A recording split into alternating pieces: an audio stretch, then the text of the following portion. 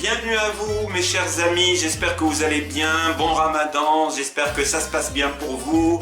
Nous sommes le deuxième jour du mois de Ramadan et nous allons vous proposer une nouvelle question sur le Coran et une nouvelle question sur la vie du prophète. Je vous rappelle que ces deux livres sont mes deux livres qui vont bientôt sortir, soit pendant le Ramadan, soit après le Ramadan. Et le livre arabe s'intitulera An-Nibras, le livre français traitera sur la vie du prophète. Et donc ce sera à Alger, mais vous pourrez l'obtenir, on va vous donner les renseignements un peu plus tard. Et ça sortira chez l'éditeur qui s'appelle Al-Bayazine, qui se trouve à Alger.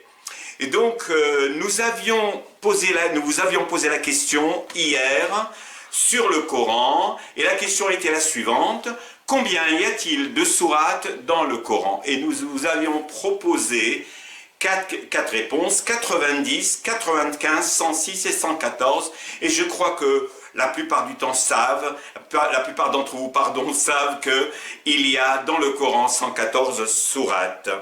Avant de passer à la deuxième question, nous allons vous donner la réponse sur la vie du prophète. Et la question était hier: les Arabes accomplissaient-ils des circuits autour de la Kaaba avant l'avènement de l'islam? Il fallait répondre par oui ou par non.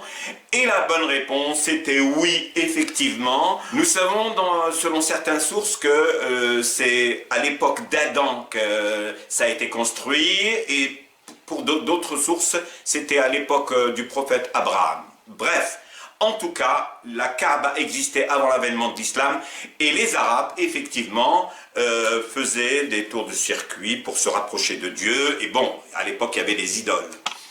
Voilà.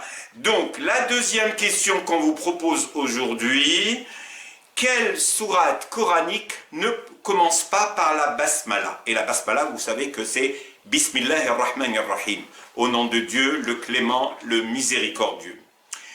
Donc, il y a quatre réponses possibles. Il y a Al-Hijr, Al-Zumar, donc il y a une sourate qui s'appelle Al-Hijr, une sourate qui s'appelle Zumar, une sourate qui s'appelle Tawbah et une sourate qui s'appelle Al-A'raf. Donc, parmi ces quatre sourates, laquelle ne commence pas par Bismillahir-Rahmanir-Rahim? Comme vous savez, toutes les sourates commencent par Bismillahir-Rahmanir-Rahim. Tout le monde le sait.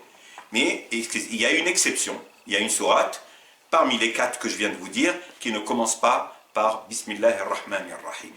Et maintenant, passons à la vie du prophète. Notre question d'aujourd'hui est la suivante: lequel des personnages suivants tenta de détruire la Kaaba à l'année de la naissance du prophète sallallahu alayhi wa sallam?